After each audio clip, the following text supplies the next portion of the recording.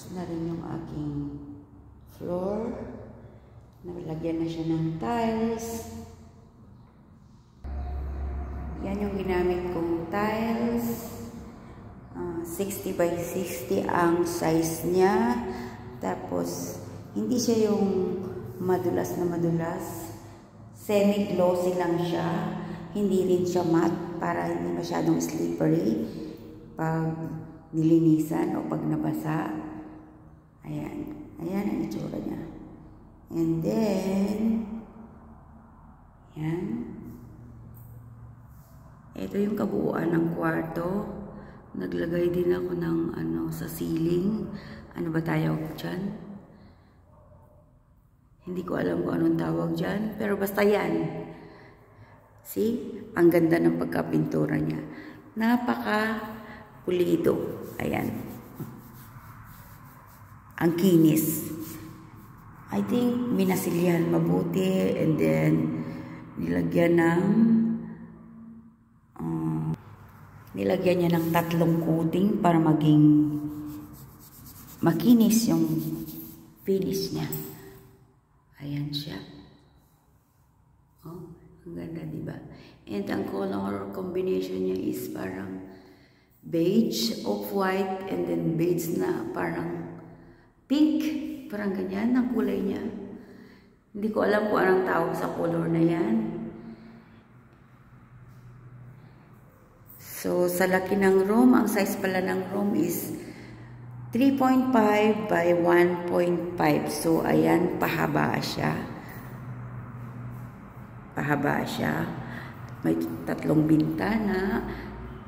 Nagpalagay na rin ako ng bintana na may screen. Ayan siya. Ayan. Meron siyang screen. Dahil dito ay malamok sa lugar na to.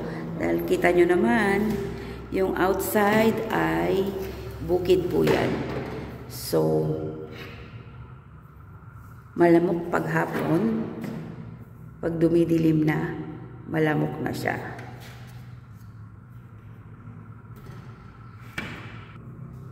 So, ayan. Buksan natin ang ating bintana para makita natin ang outside world.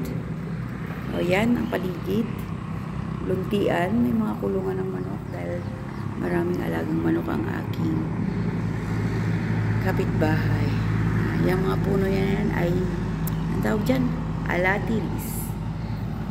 Kasama yan sa mga ikinakalat ng manok. Kaya dumadami sila. And dito din naman sa kabila, ganyan din. Ayan. Oh, see? May aso pang matapang. Bantay ng aking bahay. Pero aso siya. Isarado natin dahil galit siya. Galit ang aso. Mali ang aking pagkasarado. Ganun pala yun. Ayan yung mga nakikita niyo. Hindi marunong magsara. Ayan. Ito yung screen niya. Dito naman, ganun din. May screen. Sliding siya. Maganda rin naman yung pagkagawa ng ating sliding. So, ayan with the screen. Pulido ang pagkagawa nila. Sa totoo lang, I'm contented. Pero, marami din namang pinagdaan ng struggle itong pagpapagawa ng bahay. So, yan. Buksan natin. Paano ba ito buksan? O, yan. Yan, makalat pa yung labas kasi hindi pa totally napagawa. So, saka ko na siguro papalinis ang paligid. Ayan ang itsura ng paligid. Dahil nga bukid. Ayan. Kaya ayan ang itsura. Ganyan din po kalalim. Yung nakikita ng bukid na yan, yan ang level noon. Pinatambakan ko lang to. Kaya naging ganito ang itsura. Then yung mga tira-tirang dyan, nandyan pa siya nakatambak. Dahil marami pang dapat gawin dito sa paligid. Tatambakan ko pa yan para matamnan ng kahit anong gulay para mapakinabangan yung lupa dahil maluwang-luwang pa rin naman siya. So, pwede pa siyang pakinabangan. Ayan, isara na natin. Mali. Kailangan palang ilak ito. Ayan. So, ayan ang kabuuan ng aking room na pinagawa. Ito pala ang nagawa. So, kailangan ko nang bumili ng kama para pwede na siyang tulugan. Since ang pinagdesisyonan nga pala namin ilagay, kaya nakikita nyo yung abang na yan. Ayan po ay para sa split type aircon.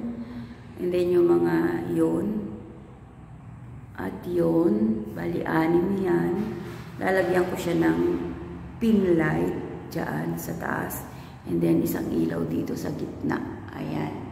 Siguro, ayan, may 3 outlet. Doon, at saka doon. Hindi ko pa makapag-decide so kung saan ko ilalagay yung bed dahil magpapagawa pa ako dito ng built-in cabinet. Hindi ko alam kung dito na side or dito na side sa kabilang ito. Ayan. Since wala pa namang gamit, ayan muna siya. Para lang pag umuwi ako dito, meron kaming tutulugan. Since maluwang naman itong room, pwede na kami dito kahit ilang tao kasya na dito. Dahil wala pa naman siyang magamit.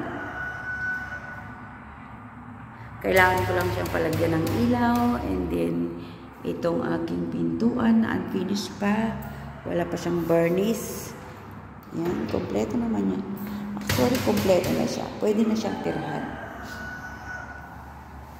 Pero malamok nga lang.